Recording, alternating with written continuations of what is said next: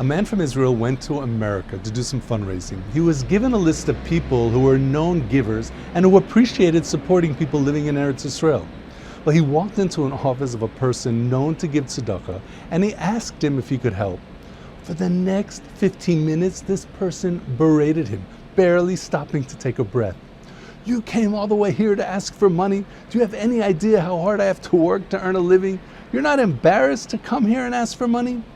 Well, the man collecting sat across from him, extremely calm. He heard every word, but he appeared as nothing happened.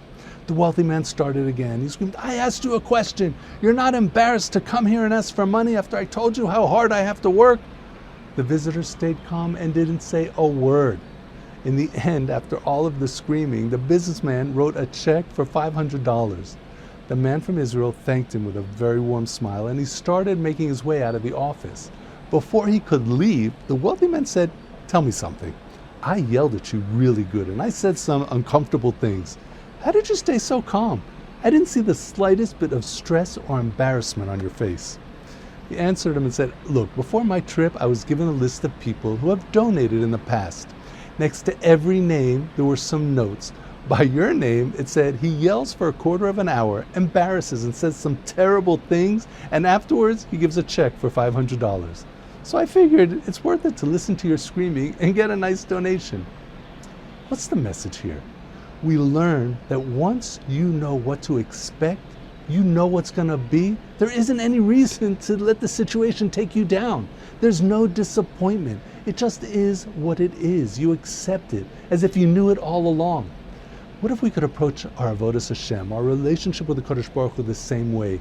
Meaning, what if every minute of our life we knew Hashem was orchestrating it and it was coming at us with love and kindness and purpose?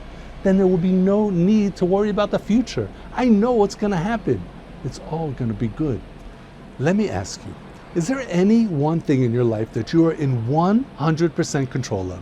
Meaning you decide what the outcome should be and it always happens exactly the way you want it? Of course not. Hashem decides.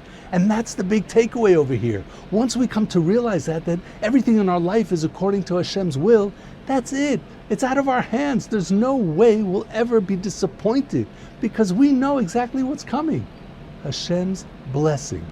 We still put forth the effort, we daven, we talk to Hashem, we work on our character and our mitzvahs observance, but we don't expect, we accept.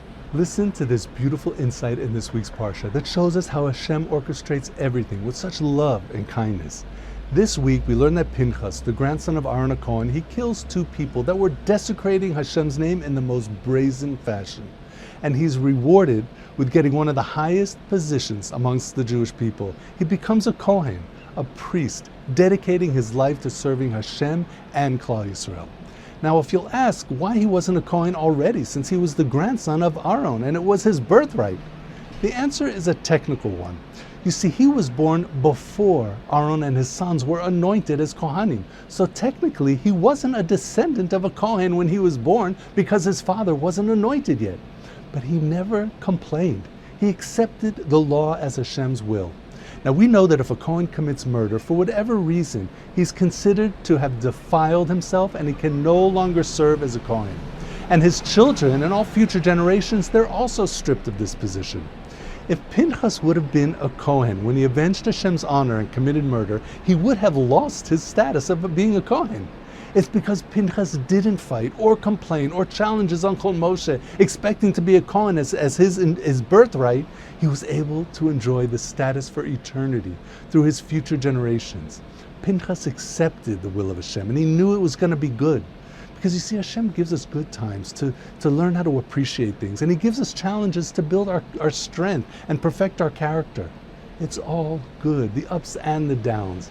Call it the circle of life, if you will. We have to stop expecting and start accepting. Have a great Shabbos.